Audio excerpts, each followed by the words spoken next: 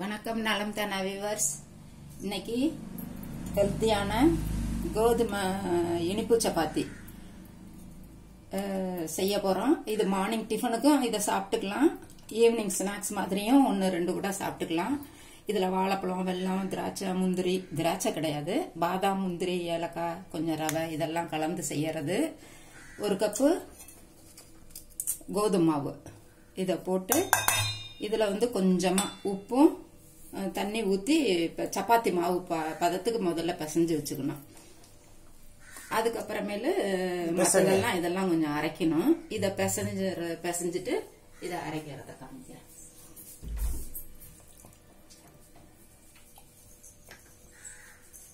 கொஞ்சமா மட்டும் இனிப்பு சப்பாத்தினால கொஞ்சமா, பொதுவாவே சப்பாத்தி கொஞ்சமா போட்டாவே போதும். உப்பு ரொம்ப சேர்க்காதது உடம்புக்கு நல்லது வேற.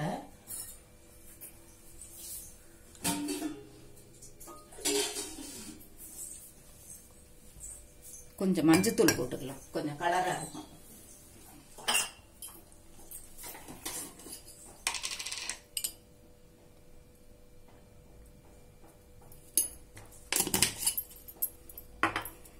இது சப்பாத்தி மாவு எடுத்துக்கு பிசைஞ்சு வச்சுக்கலாம்.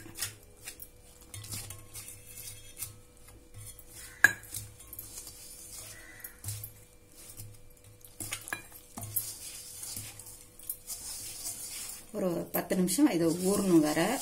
அந்த ஊறுற டயத்துல மற்றதெல்லாம் ரெடி பண்ணி வச்சுக்கலாம்.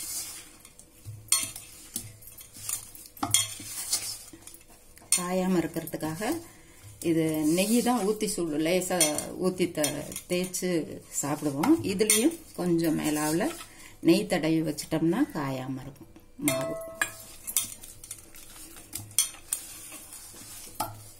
இது ஹெல்த்தியான டிஷ். இந்த பருப்பெல்லாம் இருக்கிறதுக்கு கொஞ்சம் வித்தியாசமா தொட்டுக்க கூட ஒன்றும் வேண்டியதில்லை.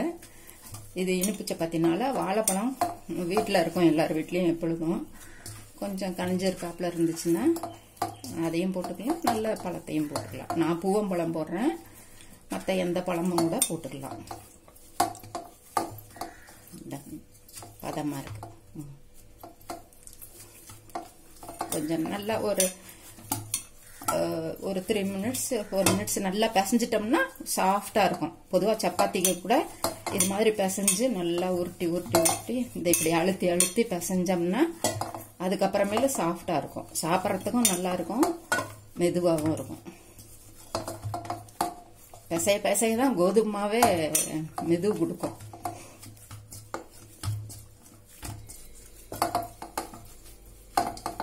எவ்வளவு பிசைறோமா நமக்கு மாவை தொட்டு பார்க்கையிலே வித்தியாசம் தெரியும். பிசைஞ்சவனையும் இப்படி பிசைஞ்சு வச்சுட்டு இப்படி தொடறதுக்கும் நல்லா ஒரு 5 நிமிஷம் நல்லா இப்படி அழுத்தி அழுத்தி அழுத்தி பிசைஞ்சிட்டு அதுக்கப்புறமேல இப்படி தொட்டு பார்த்தீங்கன்னாலும் உங்களுக்கு நல்லா வித்தியாசம் தெரியும். அந்த சாஃப்ட் கிடைக்கும். அப்பவே நீங்க தெரிஞ்சுக்கலாம், சரி இன்னைக்கு சப்பாத்தி நல்லா இருக்கும் அப்படிங்கறத நீங்க புரிஞ்சுக்கணும். பிசைய தான் நல்லா இருக்கும்.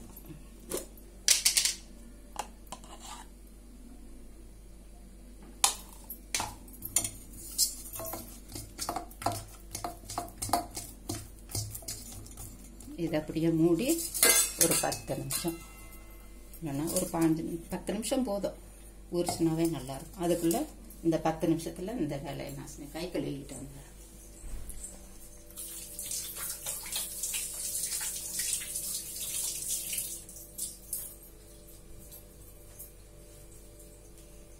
இப்ப ஒரு திராட்சை வாயில வருது.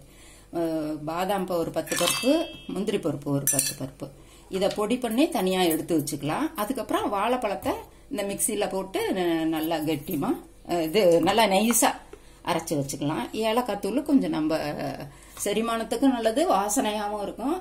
2 ஏலக்காய் போட்டு நசுக்கி வச்சிருக்கேன். இதுல இந்த ஸ்டஃபிங்காக எல்லாம் ஒண்ணு சேர்றதுக்காக ஒரு 1/4 கப்பு டேபிள் ஸ்பூன்ல நல்லா ஒரு 2 ஸ்பூன் இருக்கும் ஃபுல்லா. 3/4 கப்பு வெல்லம். நமக்கு வேணுங்கிறத ஸ்வீட்டுக்கு தகுந்தாப்புல கொஞ்சம் கூட்டியோ குறைச்சோ வச்சுக்கலாம். சர்க்கரையும் கலக்கலாம், ஆனா சர்க்கரையோட உடம்புக்கு வெல்லம் நல்லதுன்னு சொல்லிட்டு வெல்லம் கலந்துருக்கோம். கொஞ்சம் நெய் அதில் கலந்துக்கும், அவ்வளவுதான். இதை அரைச்சிக்கிட்டு வந்துடுறேன்.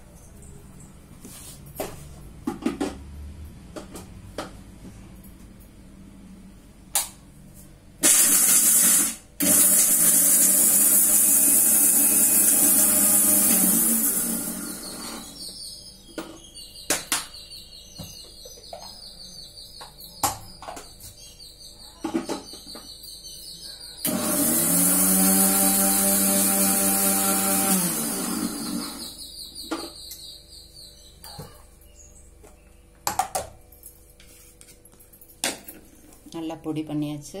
நமக்கு வேணுங்கிறது இன்னும் 2-3 கூட போட்டுக்கலாம். கோதுமை மாவு ஜாஸ்தியா இருந்துச்சுன்னா அதுவும் கூட இதுக்கு அதுக்கு தகுந்தாப்புல இதையும் நிறையாவும் போட்டுக்கலாம். ஒரு பாத்திரத்துல மாத்திக்கிறேன். ஆமா, ஏன்னா வாழைப்பழத்தை இதுல அடிக்கணும். வாழைப்பழத்தை அடிச்சுக்கிட்டு மிக்சியில் அரைச்சிக்கிட்டு அதுக்கப்புறமேல அடுப்பில் கடை வச்சு கொஞ்சம் கிளறணும். வெல்லமும் வாழைப்பழம் ரவை இதெல்லாம் செய்யல கடைசியில தான் இந்த பொடியை போடுவோம். நல்லா கட் பண்ணி போட்டுக்கலாம். இந்த சைஸுக்கு 1 கப்பு ரெட் பழம் போடுறேன். இதில் மிக்சியில் அரைச்சிக்கலாம்.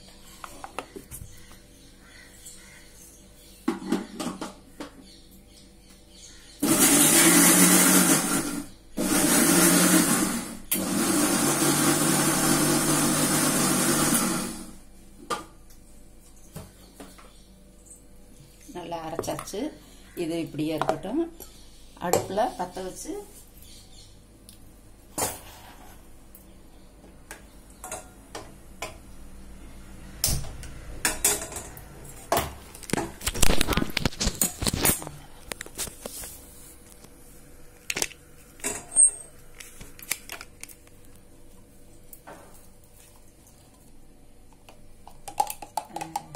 அடுப்பை பற்ற வச்சு நான்ஸ்டிக் பேனா இருந்தால் ஒட்டாமல் வரும்.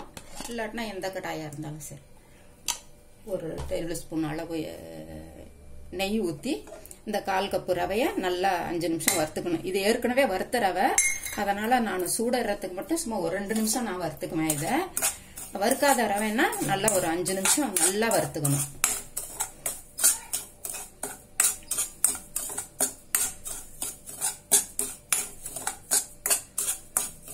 அது ரவைய வறுத்து வச்சிட்டோம்னா வண்டு புழு பிடிக்காம இருக்கும் நமக்கு. அதுக்கப்புறமேல எப்போ நம்ம எது செஞ்சாலும் கேசரி செஞ்சாலும் உப்புமா செஞ்சாலும் சரி சும்மா லேசா சூடு பண்ணி எடுத்துக்கிட்டா போதும். அதே மாதிரி ரவா தோசைக்கு கூட நம்ம இதையே கூட போட்டா கூட நல்லா இருக்கும், நல்லா கிறிஸ்பா இருக்கும். எதுக்கு வேற மற்ற எந்த பதார்த்தம் செஞ்சாலும் வறுத்த ரவையை போட்டுக்கிட்டா கூட நல்லா இருக்கும். ஒவ்வொரு சமயம் அப்படியே வச்சிட்டோம்னா டக்குன்னு வண்டு புழு வந்துடும்.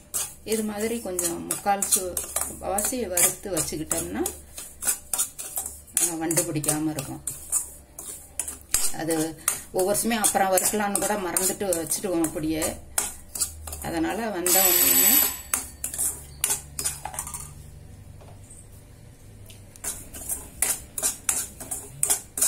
வாங்கின ஒன்றையும் கூட கையோட ஜாமான்லாம் எடுத்து வைக்கிறப்ப வச்சுட்டு லேசாக வறுத்து எடுத்து வச்சுக்கலாம். இந்த வாசம் வந்துருச்சு. நெய் பல வறுக்கிறதுனால ரொம்ப டேஸ்டாகவும் இருக்கும், ஹெல்த்தும் வேற. நல்லா ரவா உருண்டாக்கி வாசம் வறுக்கும் அது மாதிரி வந்துருச்சு. இப்போ இதில்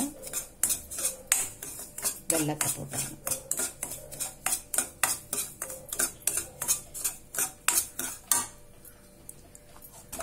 வெல்லம் வாழைப்பழம்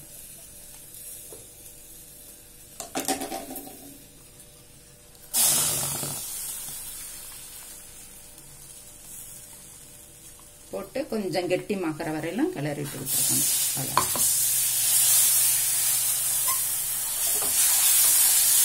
சிம்மில் வச்சுக்கோங்க. பெருசில் வச்சோம்னா லேசாக பிடிக்க ஆரம்பிச்சிடும். நான்ஸ்டிக்னா அவ்வளோ பிடிக்காது. இது பிள்ளைங்களுக்கு ரொம்ப பிடிக்கும். நல்லா பாதாம் முந்திரி போடுறதுனால நல்லா டேஸ்டாக இருக்கும்.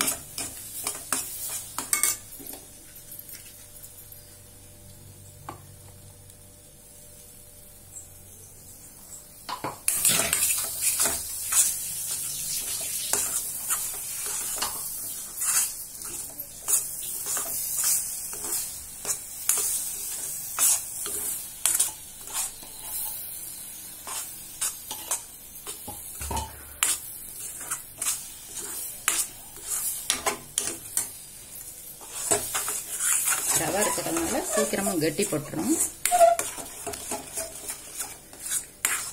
கொஞ்சம் வித்தியாசமான சுவையில இப்படி செஞ்சு கொடுத்தோம்னா பிள்ளைங்களுக்கும் பிடிக்கும், பெரியவங்களுக்கும் நல்லா இருக்கும் சாப்பிட்றதுக்கு. மார்னிங் டிஃபனுக்கு கூட ஸ்வீட் செய்யறது மாதிரி இதை ஒன்று வச்சு சாப்பிட்டுட்டு கூட நம்ம இட்லியோ தோசையோ உப்புமாவோ கூட கொஞ்சம் வச்சு சாப்பிட்டுக்கிட்டா கூட உடம்புக்கும் நல்லது. 2 டிஃபன் செஞ்சாப்புலையும் ஆயிடும். ஈஸியானது தான் இது. வித்தியாசமான ரெசிபி மாதிரி இருக்கும், டேஸ்டாகவும் இருக்கும்.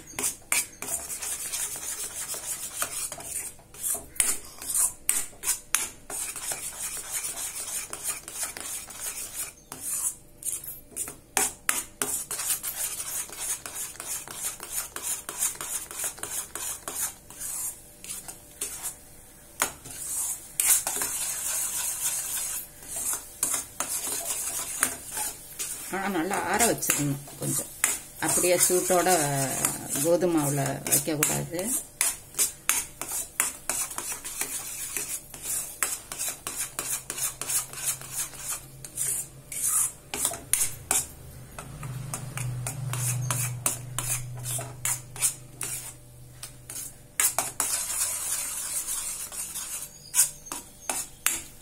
ஏலக்காய், நெய், உப்பு ஒரு சிட்டிகை உப்பு போட்டோம்னா இனிப்பு தூக்கல் கொடுக்கும்.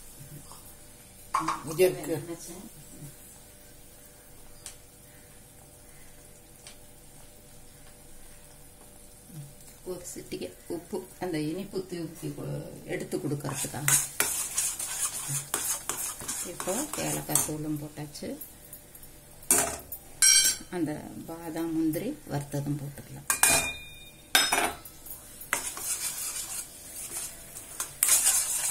கொஞ்சம் கெட்டி படணும்.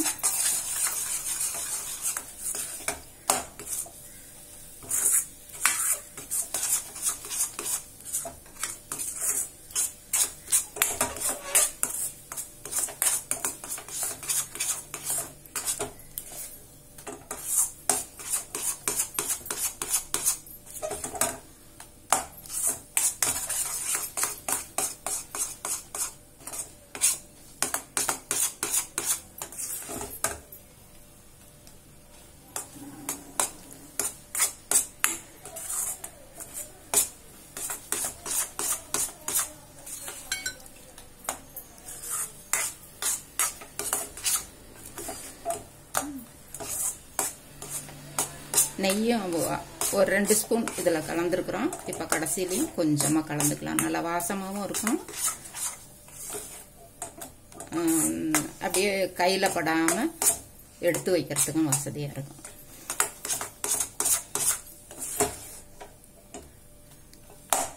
இன்னும் 1 நிமிஷம். அதுக்கப்புறம் அப்புறம் ரொம்ப கெட்டியாக இதுலேயே கெட்டியாக எடுத்துட்டோம்னா ரொம்ப ஒரு மாதிரி கெட்டி வந்துடும். அதனால கொஞ்சம் கொழப்பு தன்மையோட எடுத்துட்டோம்னா ஆற சரியா பிடிக்க வந்துடும். ரவை இருக்கிறதுனால அந்த ஈரப்பசையெல்லாம் இழுத்துக்கிட்டு ஆறின உடனேயும் கெட்டிமா வந்துடும். இந்த இப்போ ஓரத்தில் பாருங்க, இந்த இப்படி எடுக்கையில் ஒரு மாதிரி கெட்டிமா வரும்.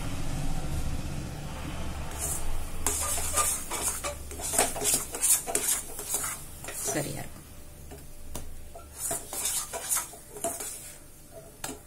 கிண்டையிலேயே தெரியுது அந்த கெட்டி பதம். அப்போ இலக்கமா இருந்ததுக்கும் இப்போ கொஞ்சம் கெட்டி தன்மை வர்றதுக்கும் சரியா இருக்கும்.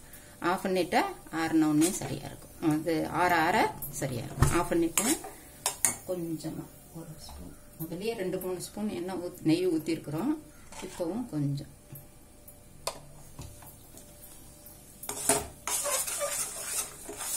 ஆறுனதுக்கப்புறம் சப்பாத்தி எப்பொழுதும் தேய்க்கிறாப்புல முதல்ல சப்பாத்தி தேய்க்கிற மாதிரி தேய்க்கக்கூடாது. இந்த கொழுக்கட்டைக்கு கிண்ணம் செய்யறாப்புல செஞ்சு இது ஒரு உருண்டை, ஒரு பெரிய நெல்லிக்காய் சைஸ், அவங்கவுங்க சைஸுக்கு தகுந்தாப்புல அந்த சப்பாத்தி மாவு எந்த அளவுக்கு எடுக்கிறோமோ அதே இந்த அளவுக்கு உருட்டி உள்ள வச்சு நல்லா திரும்பவும் பால் மாதிரி செஞ்சுட்டு அழுத்தி தேய்க்க கூடாது. ஏன்னா இது வந்து சாஃப்டா இருக்கு இல்லையா, அதனால இதுவா மெலிசாவும் வராது. கொஞ்சம் மொத்தமா ஸ்டஃப்டு சப்பாத்தி அளவுக்கு தேய்ச்சி திரும்பவும் நெய் ஊற்றி சப்பாத்தி மாதிரியே போட்டு சாப்பிட வேண்டியதான். இது ஆறுனதுக்கு அப்புறம் செய்யறத காமிக்கிறோம்.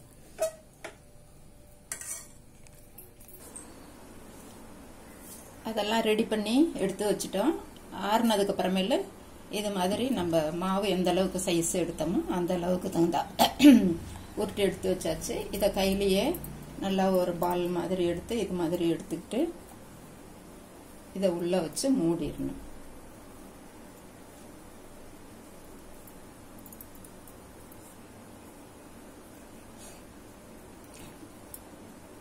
நல்லா எல்லாம் பக்கமும் ப்ரெஸ் பண்ணோம்னா ஒட்டிக்கும், வெளியே வருங்கிற இதில் லேசாக வெளியே வந்தாலும் அதனால ஒன்றும் கிடையாது. அடுப்பை பற்ற வச்சு கல் காய வச்சாச்சு.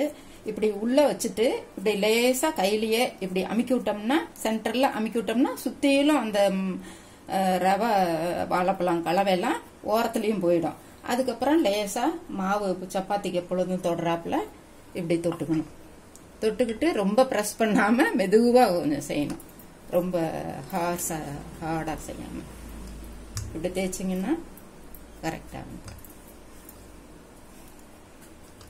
ரொம்ப நல்லா அதுவும் நெய் கலந்துருக்கிறதுக்கு பருப்பெல்லாம் கலந்துருக்கிறதுக்கு சாப்பிட்றதுக்கு ரொம்ப டேஸ்டா இருக்கும். இதை காஞ்சிருச்சு, கல்லு காஞ்சிருச்சு, தோசை கல்லு திக்னஸ் சரியா இருக்கும் இல்லையா. இதுல கொஞ்சம் எண்ணெய் நெய் இதை போட்டு சப்பாத்தி சுட்டு எடுக்கிறாப்புல நல்லா சேர்ந்து ரெண்டு பக்கமா வேக விட்டு எடுத்து அப்படியே சாப்பிட்டோம்னா அவ்வளவு டேஸ்டா இருக்கும். நம்ம சுழியம் செய்யற மெத்தேடு தான் இது. ஆனா நம்ம இதுக்கு வாழைப்பழமும் ரவை நட்ஸ், பாதாம் நட்ஸ், வெறும் பாதாம் மட்டும் கூட கலந்துக்கலாம், வெறும் முந்திரி பருப்பு மட்டும் கூட கலந்துக்கலாம். சுழியம் செய்யறப்ப நம்ம மைதா மாவுல செய்வோம். அது இப்பெல்லாம் மைதா மாவோட வேணான்னு சொல்லிட்டு கோதுமை மாவு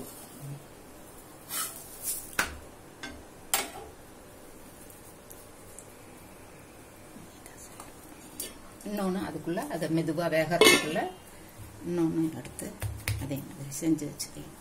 அது எடுக்கிறப்ப இதை போடுறதுக்கு சரியா இருக்கும். சப்பாத்தியாவும் போடலாம், இது கொல்கட்டை மாதிரியும் செஞ்சுக்கலாம். உப்பு லேசா உப்புது பாருங்க, அது அனல் உரைக்க டூ சாஃப்டா இருக்கு. தொட்டு பக்கையிலே அப்படியே குழந்தைங்களுக்கு அவ்வளவு ஹெல்த்தியான ஃபுட் இது. ஸ்கூலுக்கு டிஃபனுக்குலாம் வச்சோம்னா பிள்ளைங்க எல்லாம் சாப்பிட்டு வந்துருங்க. நல்லா உப்பு, நல்ல பாதாம் பருப்பு முந்திரி பருப்பு டேஸ்டே அவ்வளவு தூக்கி கொடுக்கும். எப்படி உப்பு இருக்கு,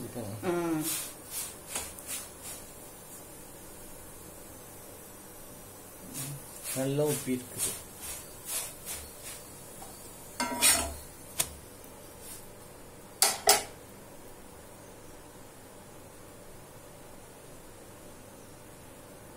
ஈஸியாவும் நம்ம இப்படி சொல்றப்ப ஒரு மாதிரி இன்னென்ன வேலையான் இருக்குது, எல்லாம் எடுத்து வச்சு செஞ்சிட்டோம்னா ஈஸியா செஞ்சிடலாம். இதுக்கு இன்கிரீடியன்ஸ் ஒன்றும் ஜாஸ்தி கம்மி தானே, வாழைப்பழம் வெட்டுறதும் ஜாஸ்தி கிடையாது. வாழைப்பழம் மட்டும் வெல்லம், பாகு வெல்லம், நெய், ஏலக்காய், ஏலக்காய் பவுடரு, ரவா, கோதுமை மாவு,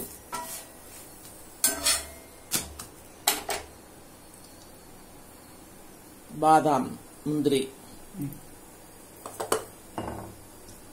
நல்லா பிரஸ் பண்ணிக்கிட்டு இந்த சென்டர்ல இப்படி அழுத்தி கொடுத்தோம்னா எல்லா பக்கமும் இது ஸ்வீட் கலந்துரும். அந்த ரவா வாழைப்பழம் பாதாம் முந்திரி காம்பினேஷன் நல்ல அழகா வந்துருக்குது பாருங்க. இது அப்படியே சாப்பிடலாம்.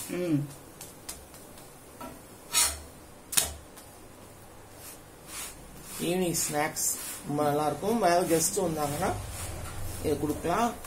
இல்லாட்டி எப்படி எடுத்துட்டு ஈவினிங் பிள்ளைங்க ஸ்கூல் போயிட்டு வந்தோன்னா கொடுக்கலாம்.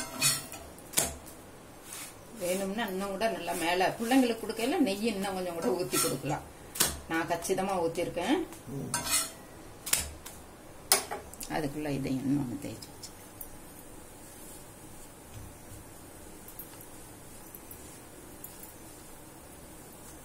ரொம்ப அழுத்தி தேய்க்காம மேலாக தேய்க்கணும்.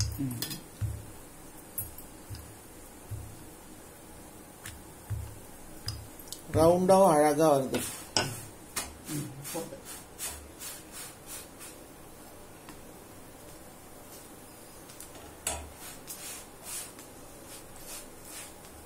நல்லா சுள்ளுன்னு இனிப்பு வேணும்னா நல்லா 1 கப்பு கூட போட்டுக்கலாம்.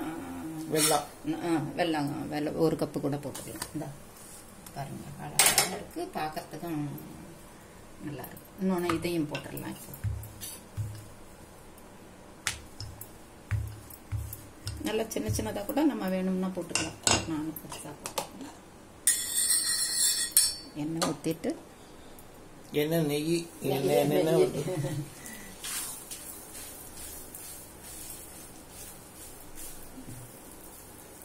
கொஞ்சம் மீடியத்துல வச்சு ஒரு பக்கம் வேக விட்டுட்டு, ஒரே பக்கமா விட்டாலும் கோசுமே ஒரு பக்கமா செவந்துட்டாப்ல போயிடும். லேசா சப்பாத்தி சுறாப்லயே தான் லேசா பபுள் வர சமயத்துல திருப்பி திருப்பி போட்டு மாத்தி மாத்தி 2 பக்கமும் வேக வச்சு எடுத்துட வேண்டியதுதான். நீங்களும் இது மாதிரி செஞ்சு பார்த்துட்டு ஃபீட்பேக் சொல்லுங்க.